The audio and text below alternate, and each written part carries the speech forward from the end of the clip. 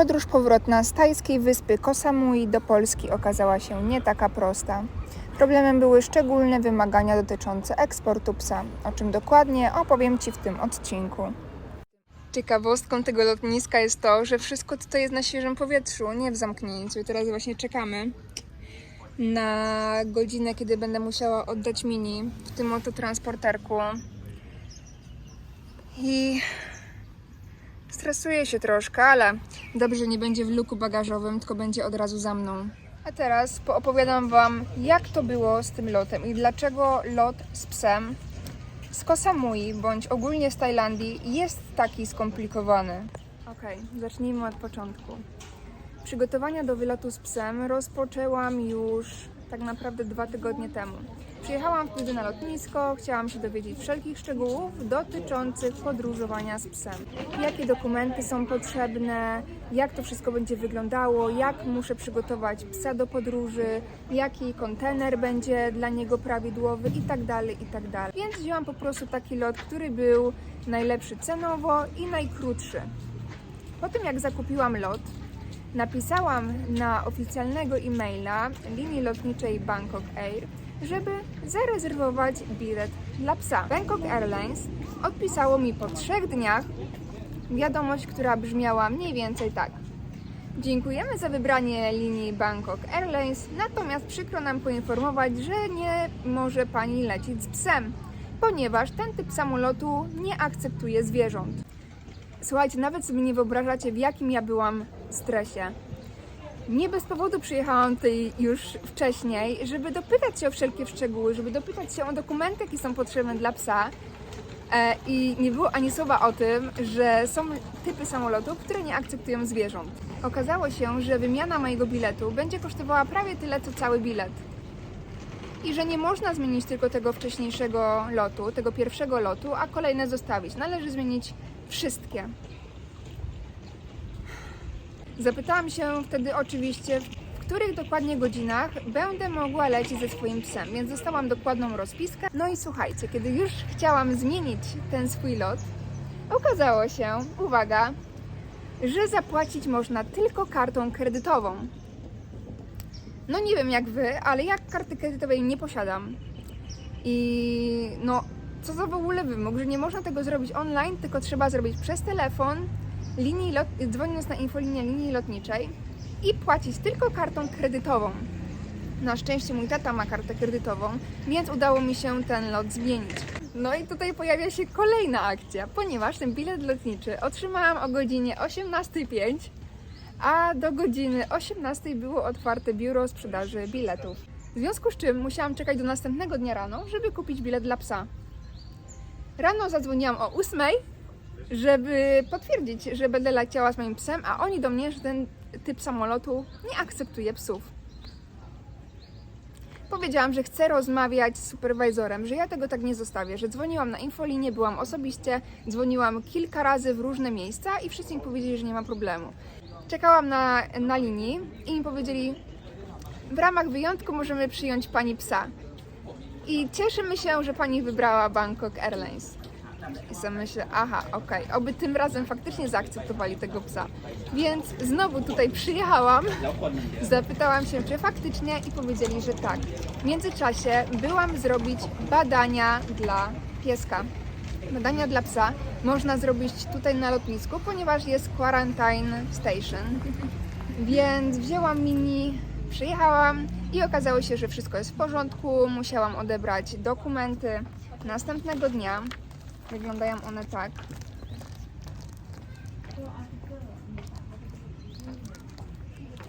No i na szczęście się udało. Ale słuchajcie, stresu było tyle, że koniec. Gdybym wiedziała, bym nie leciała stąd, tylko bym pojechała 16 godzin do Bangkoku i stamtąd bym sobie wzięła samolot. Ale z racji tego, że przy zakupie cena z Koh Samui, a cena z Bangkoku była taka sama, więc zdecydowałam się na wylot stąd. Jeżeli ktoś z Was będzie na Koh Samui z psem, to koniecznie upewnijcie się, który samolot wybierzecie, żeby wracać z powrotem do Polski bądź lecieć gdzieś indziej. Ja mam jeszcze godzinę do momentu, kiedy będę musiała zanieść Mini Mini będzie leciała w Twoim transporterze i w końcu mogę się trochę zrelaksować. Tym bardziej, że Mini będzie siedziała za mną. No. Trochę długi ten mój monolog, ale słuchajcie, tyle się działo, że to i tak streściłam w bardzo krótkim czasie, bo sytuacji było mnóstwo, stresów również i to jest jak dotąd najtrudniejszy mój lot z psem. A jeszcze nawet się nie zaczął. I ważna informacja, pies musi mieć takie poidełko. Co z tego, że jest to poidełko na myszy i prawie z tego woda nie leci, no ale taki jest wymóg. Próbowałam już ją trochę uczyć pić z tego poidełka, więc może teraz się uda. Mini, zobacz tutaj. Mini. Kiepsko. Wszystko jest już lotnisko. Właśnie na takim świeżym powietrzu. Zobaczcie, teraz jeszcze nie jestem w strefie po-check-inowej, ale później mogę poleżeć sobie na leżakach tutaj naprzeciwko pasu startowego. Mini na transporterze dostałam przywieszkę Quick Transfer, to znaczy, że wyjdzie jako pierwsza. Jak się czujesz, Mini? Chyba nie jest źle. Wyszła ta godzina, że muszę ją oddać. Ojej, mi teraz serce bije, się stresuje. Ojejku.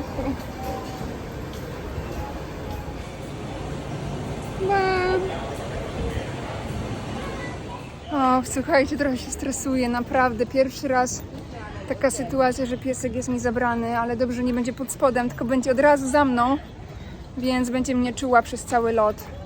I też będę do niej przychodziła. A swoją drogą, zobaczcie, jak tutaj wygląda lotnisko.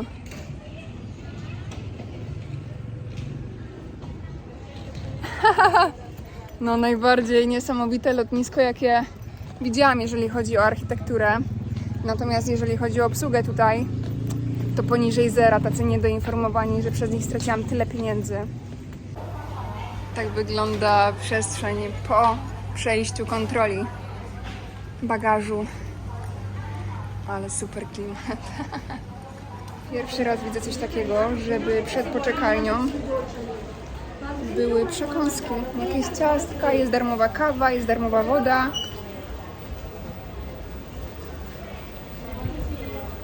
Nieźle.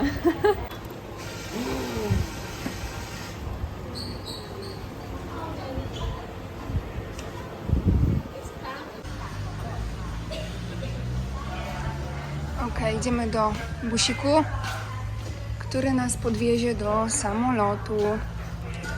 Czekałam dosłownie 5 minut, nawet nie zdążyłam kawy wypić, która i tak była niedobra. Ale im szybciej będę w samolocie, tym lepiej, bo tam już czeka na mnie Mini.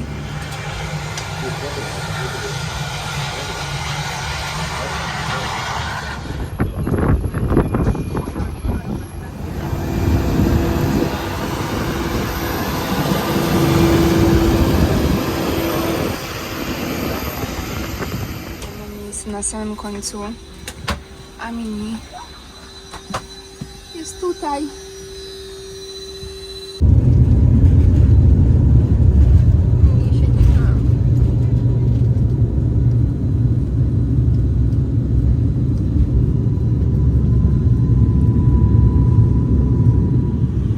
We wish you a safe and pleasant flight with Bangkok Airways. Thank you. Ale dostałam jedzonko, taki krótki lot, a powiem Wam, nieźle to wygląda. Tutaj jest kanapka z kurczakiem i serem. Tutaj jest jakieś ciastko z migdałami. Dostałam gorącą herbatę. Tutaj jakaś przekąska z dyni i woda. Nieźle. Bardzo dobra. Już dolatujemy do Bangkoku, więc jeszcze z 5 minut. Okej, jestem w Bangkoku. Droga do odbioru bagażu trwa i trwa. Już nie mogę się doczekać. Już zobaczę Mini. O, chyba doszłam już do odbioru. Teraz numer 2. Idę. Widzę, że bagaże już wyjeżdżają, a Mini nie widzę. Hello! I was traveling with my pet, with my dog. Hot dog is oversized, yeah. Okay, thank you. W oversize area jest. O, idziemy. Oversize baggage. Gdzie jest mini? Gdzie jest mini? Gdzie jest mini? Sawadika! I was... my dog? Dog? Okay, coming. Tam też nie było psa. Tam też nie było psa, słuchajcie. Ale się martwię teraz, gdzie ona jest.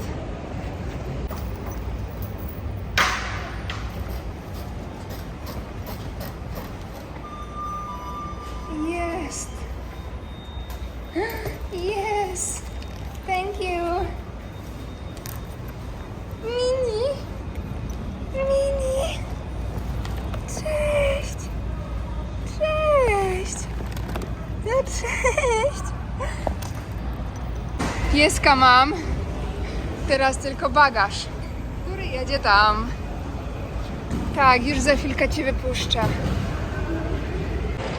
Tak wygląda mini od razu po tym, jak ją wyciągnęłam z kontenerka. Nie wydaje się być zbytnio zestresowana, więc w porządku. Jak było?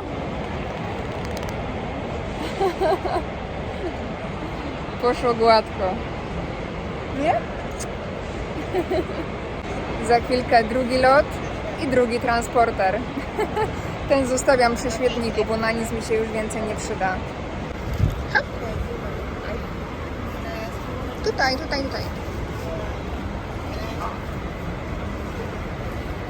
Tak.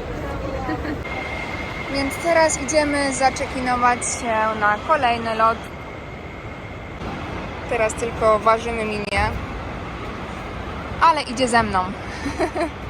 Przeszłam już wszystkie kontrole, miałam jeszcze jakąś dodatkową security check, ale wszystko jest w porządku. W ogóle zobaczcie, jak wygląda lotnisko w Bangkoku.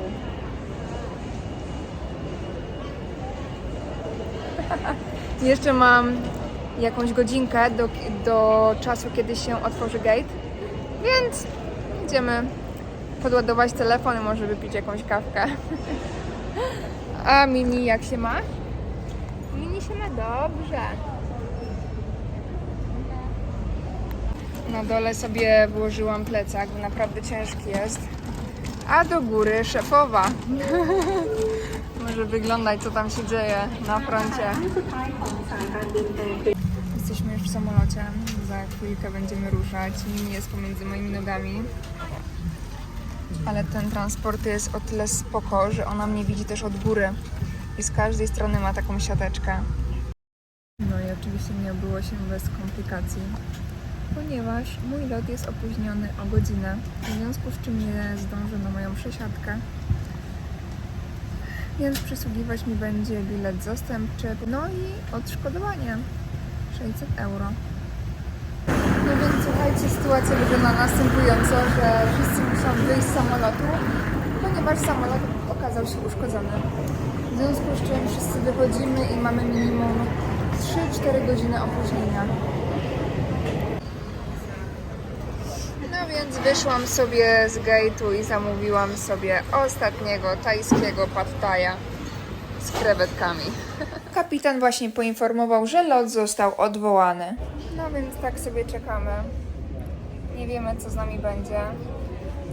Powiedzieli, że mamy czekać, bo nasze bilety będą zmieniane, więc musimy czekać na informacje. A tutaj jest setki ludzi, którzy również czekają na informacje, więc to będzie długa noc. Mini już przysypia. Słuchajcie, jakie jaja. Okazuje się, że to jest bardzo dużo osób, które wyleciały swojego ostatniego dnia ważnej wizy i teraz nie mogą nawet wyjść odebrać bagażu, ponieważ żeby wyjść odebrać bagaż, to muszą wyjść z tej strefy wewnątrz lotniska i są uwięzieni. Masakra. Słuchajcie, nauczka, żeby nie wyjeżdżać ostatniego dnia wizy, bo nigdy nie wiadomo, jak to może się skończyć. Jest 5 rano. Nadal jesteśmy na lotnisku. Masakra, powiem wam, w życiu takiej przygody nie miałam. Jeszcze z tym biednym pieseczkiem. Problem polega na tym, że jeżeli z jednego miasta przylecieliśmy tutaj do Bangkoku i oni nam przybili już w paszporcie pieczątkę, że jesteśmy jakby departure, czyli już wylecieliśmy, to my nie możemy opuścić terenu lotniska. No i teraz jest problem, bo prawdopodobnie muszą nam zapewnić hotel wewnątrz lotniska, a jak się okazuje, nie ma miejsc. Dlatego czekamy, a prawdopodobnie lot, którym będę leciała, będzie o 23. Godzina w 5:45, a my dopiero odbieramy swój bagaż. To są wszystkie bagaże ludzi, którzy mieli wylecieć.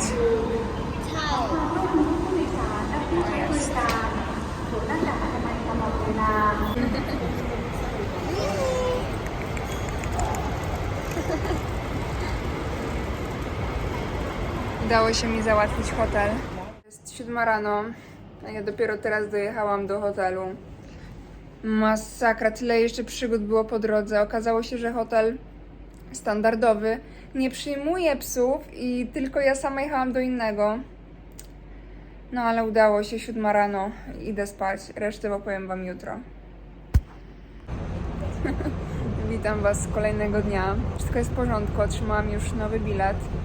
Lecę przez Monachium do Poznania dzisiaj o godzinie 23, chociaż początkowym moim biletem, który dostałam na maila, był ten do Warszawy, więc musiałam znowu dzwonić na infolinię, żeby zmieniać, dowiadywać się, czy na pewno jest dodany pies do mojej rezerwacji, więc już wszystko jest w porządku. Mam nadzieję, że dzisiaj obędzie się już bez niepotrzebnych komplikacji.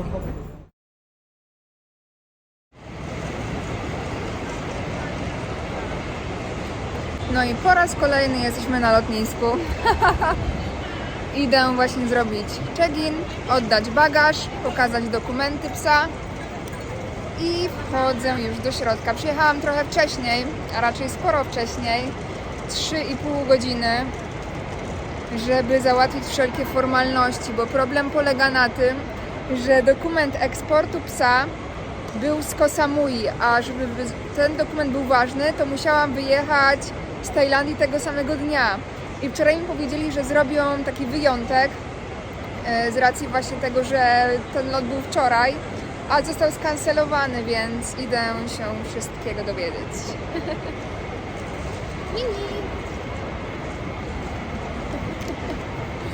Ojejku, moja malutka. To by było naprawdę dziwne, gdyby wszystko było w porządku. Tym razem dojechałam na lotnisko i się okazało, że w systemie jest lot nie do tego miejsca docelowego, w jakie powinno być. Więc musiałam znowu iść do informacji, znowu czekać, aż to przebukują, stresować się, czy będzie miejsce dla psa. Chociaż dzwoniłam na infolinię i rezerwowałam ten lot, no ale udało się, jesteśmy już wewnątrz lotniska, mam swoją kartę pokładową i teraz mam jeszcze 1,5 godziny, więc się udało. Oby tym razem samolot odleciał. O kurczę, ale przygody wam powiem, masakra. Mini, jak się czujesz? Mini. Spoko. Myślicie, że ktoś specjalnie zostawił tutaj tą torbę Chanel? Ciekawe, czy z zawartością w środku.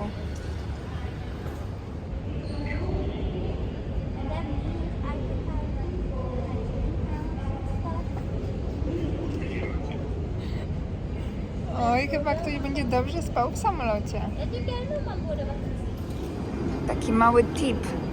Zawsze wchodźcie do samolotu jako ostatni, bądź jedni z ostatnich, wtedy widzicie, gdzie są wolne miejsca.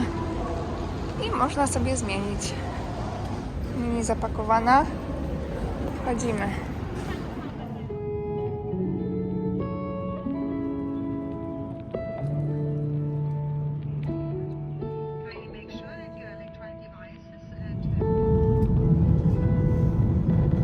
Już prawie doleciałyśmy, jeszcze pół godziny do celu.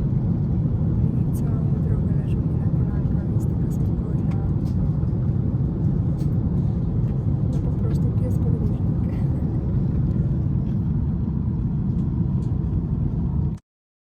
Już jesteśmy przy terminalu, z którego będziemy wylatywać. Jeszcze mamy 4 godziny. Mini dostała swoje śniadanko. No i teraz czekamy. Mam tutaj taką fajną miejscówkę, całą dla siebie, póki co. Już się cieszę, że niedługo będę w Poznaniu i że się udało z tym wylotem, no bo jak sami widzieliście, łatwo nie było. Definitywnie. To była moja najtrudniejsza podróż dotychczas. Tyle stresu, ile mnie to kosztowało. No ale nowe doświadczenia. No chodź.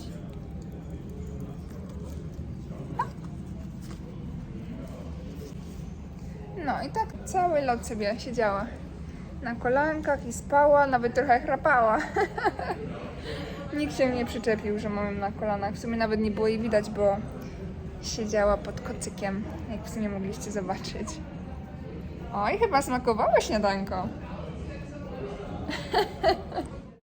Przechodzimy do najważniejszej kwestii, a mianowicie dokumentów potrzebnych do eksportu psa z Tajlandii. Co najważniejszym dokumentem jest paszport, natomiast dokładny jego opis i to, co musi mieć pies wykonany, mówiłam w poprzednim filmiku dotyczącym importu psa do Tajlandii. W skrócie ujmując, pies musi mieć chip, pies musi mieć szczepienie przeciwko wściekliźnie, pies musi mieć wykonane badanie miareczkowania i musimy mieć oczywiście wynik tego badania miareczkowania. Pies musi mieć również szczepionkę na leptospirozę. Polecam obejrzeć filmik, który załączę tutaj w dolnym rogu.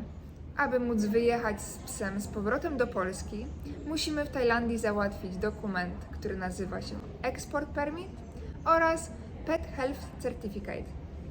Oba te dokumenty otrzymałam w jednym miejscu, a dokładniej w Animal Quarantine Station. Ja wyjeżdżałam z Koh Samui i miałam to szczęście, że naprzeciwko lotniska, a raczej na terenie tego lotniska właśnie znajdowało się to biuro kwarantanny zwierząt. Na miejscu wykonali psu badania, ja również musiałam wypełnić kilka formularzy dotyczących mnie oraz dotyczących psa. Różne źródła w internecie różnie mówią. Niektórzy sugerują, żeby najpierw udać się do weterynarza na terenie Tajlandii po certyfikat zdrowia, a następnie pojechać do Animal Quarantine Station, aby otrzymać dokument eksportu zwierzęcia. Natomiast z mojego doświadczenia wiem, że można te dwie rzeczy załatwić w Animal Quarantine Station bezpośrednio. Kosztowało to 260 batów, czyli jakieś 30 zł.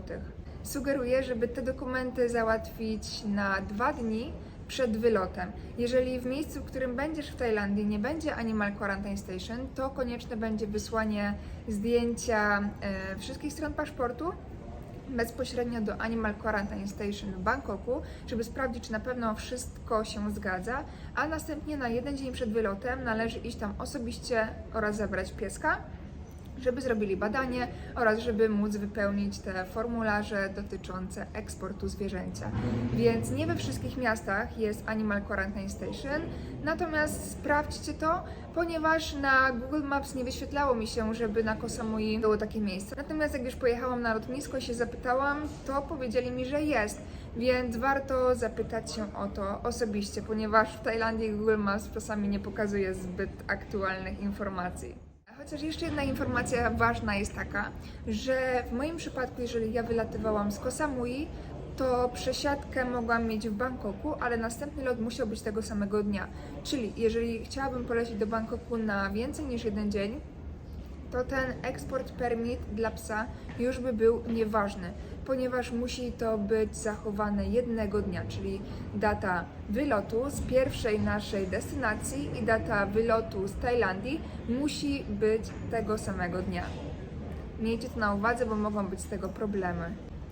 Kolejną bardzo ważną rzeczą, którą należy zrobić i czego ja tak naprawdę nie dopilnowałam, o czym sama nie wiedziałam, to jest to, że nie wszystkie samoloty w Tajlandii akceptują psy. Niestety nie wszystkie typy samolotu są takie same i to zależy od tego, czy będziemy lecieć dużym samolotem, czy małym samolotem.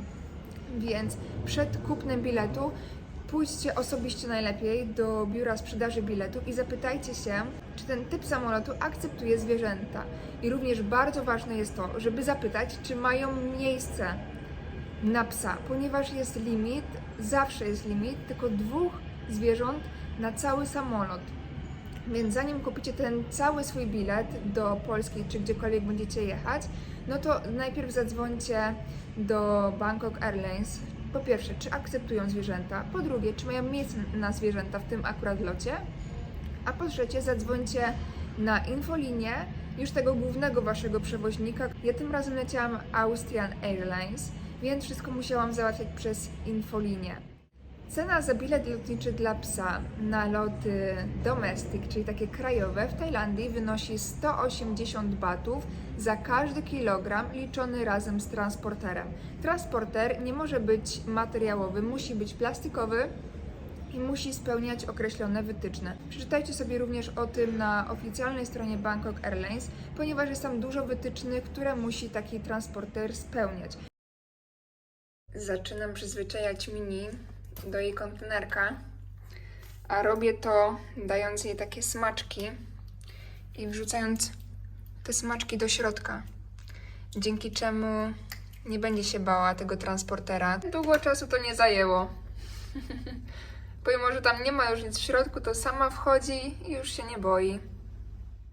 Jeżeli lecicie na przykład tak jak ja z Koh Samui i macie przesiadkę w Bangkoku, a następnie lecicie już do Europy, to na pierwszy ten lot pies zawsze musi być od Was wzięty. Dlatego też jest w takim plastikowym transporterze, żeby być po prostu bardziej bezpiecznym. Ja się bardzo bałam, że ten pies będzie umieszczony pod kadłubem samolotu, natomiast tak nie było. Pies był umieszczony dosłownie za mną i w trakcie lotu mogłam sprawdzać, jak się czuje i czy wszystko z nim w porządku.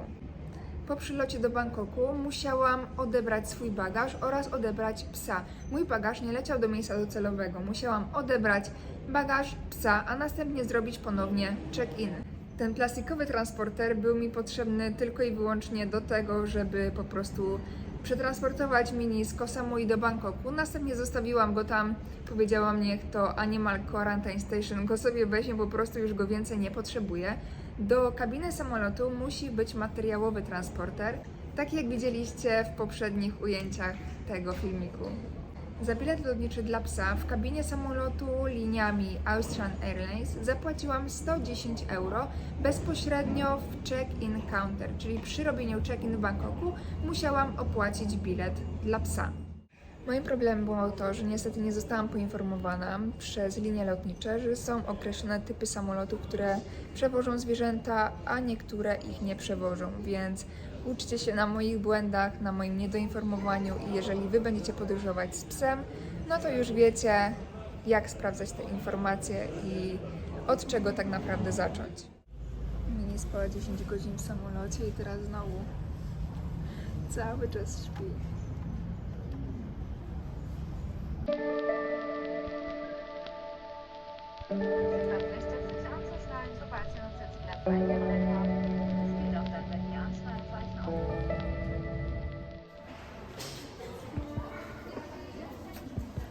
Jak my dałyśmy radę, to Ty też dasz. Nie było łatwo, ale się udało.